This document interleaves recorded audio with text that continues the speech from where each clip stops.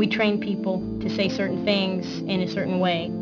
Our defeat and humiliation in South Vietnam. What they learned from Vietnam, above all, was that they lost the war because they couldn't keep it private from the American public.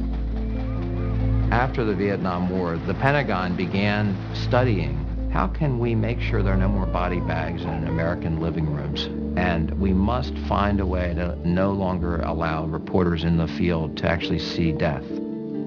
You get to the Iraq War when they discovered this new, typical bit of Pentagon jargon called embedding. Gunfire coming from the tops of the building. We've gotten to know these Marines very well. We do live with them, we eat with them, we travel with them. But I have, I think, remained objective.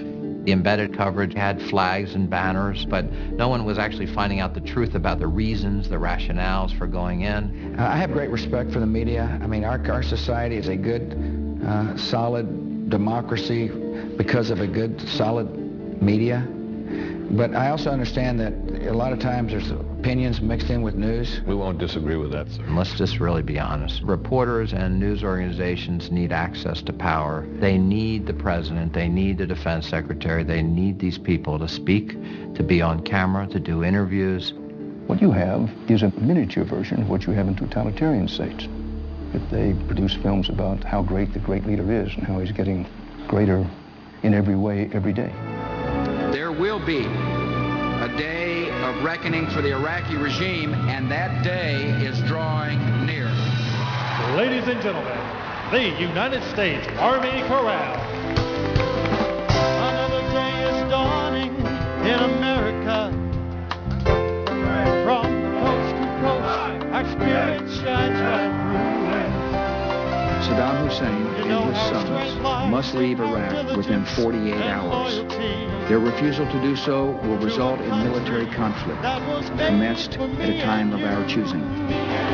So don't stop believing in what we stand for. Oh, don't stop believing in America. Into America, we truly are the land of the free. That freedom rings. Into America, our spirit will be free. It's in the hearts of people everywhere. The true American dream is to America. Oh, is to America. Is to America. Land of the free. I've only got 9 days left, and I'd rather spend as much time with my friends as possible. Get all my stuff in storage, because there's still a few items I got to put in storage. Except for this TV, a couple weights there, and this right here. This hammer and this Snoopy soap thing I've had since before I can remember. That's just stuff I want to put in storage because of its sentimental value. I never really had that many feelings toward the place, except for the fact that my mom lived in it for a while. But my mom ain't here anymore, so all the feelings I had associated with that place went away along with my mom. There was a point where I almost blamed myself for my mom's passing. I'm handing over the keys because she so didn't want me to go into the service. I had spoken with her about it and said, if anything goes wrong, I'm gonna have to go into the service. I told her that. If anything goes wrong, if you pass away, I'm gonna have to go into the service because as it is, I can't take care of myself normally in the civilian world. What I'm going to miss the most, like just a normal day sitting down with the friends, because that's not what I'm going to get from months on end of the stretch. That I'm going to miss. And this view right here, this view looking outside the window, I've been seeing this since like 1990. I used to hate this view. I think somehow I still do, but it's strange to think I might actually miss it. Probably not. It's just buildings. It's my friends that I'm going to miss. I have 2 sons, and I will allow none of my children to serve in the United States military. If you join the military now, you are not defending the United States of America. You are helping certain policymakers pursue an imperial agenda. In February of 2003, 10 million people around the world marched to demonstrate against the war in Iraq, the largest demonstrations in British history, 2 million in London, 400,000 in New York City, 1 million each in Berlin, Madrid, Rome. On this February day, as this nation stands at the brink of battle, every American on some level must be contemplating the horrors of war.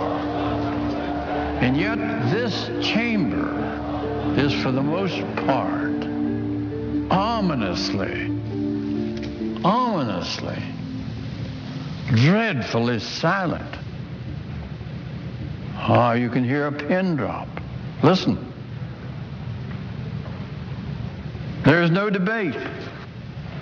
There's no attempt to lay out for the nation the pros and cons of this particular war.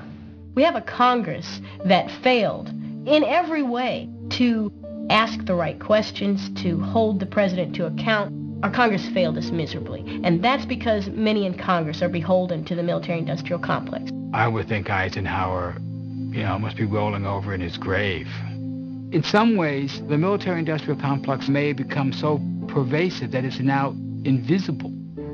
This is about, ideas and influence and what's safe for your career.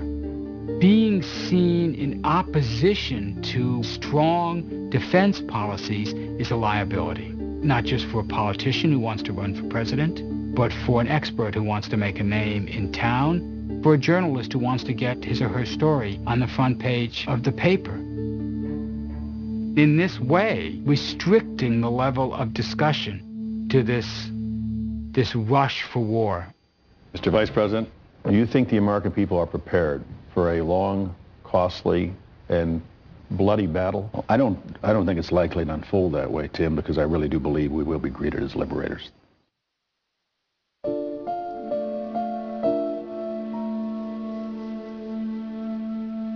Now I was just starting to see the creepings of the sun coming up. As we approached the city, a low deck of clouds showed up. In the past, that would have been a bad thing, because in the F-117, we dropped laser-guided bombs. So if you can't see your target, you can't drop a bomb on it. This day, I had the enhanced GBU, and now I was kind of happy. They couldn't see me, I couldn't see them, but my bomb could find a spot on the ground. But still, extraordinarily, people heading towards work. One or two cars actually racing past me. They know things begin to happen now. The target area was called Dora Farms. It was a presidential-type palace along the side of a river. I see the river.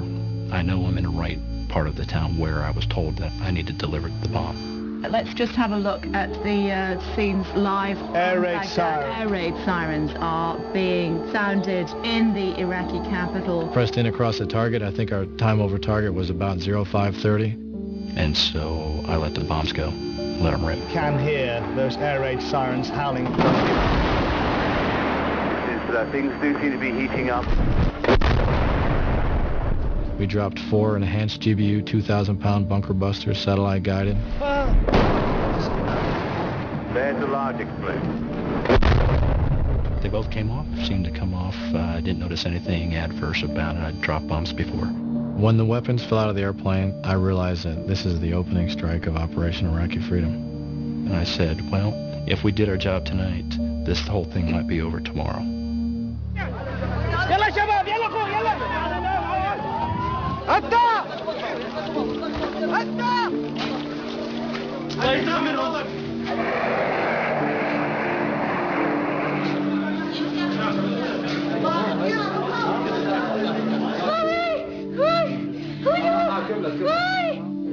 اللي شفناه في أول يوم الحرب ذهلنا وكنا أكثر شيء حالة سخط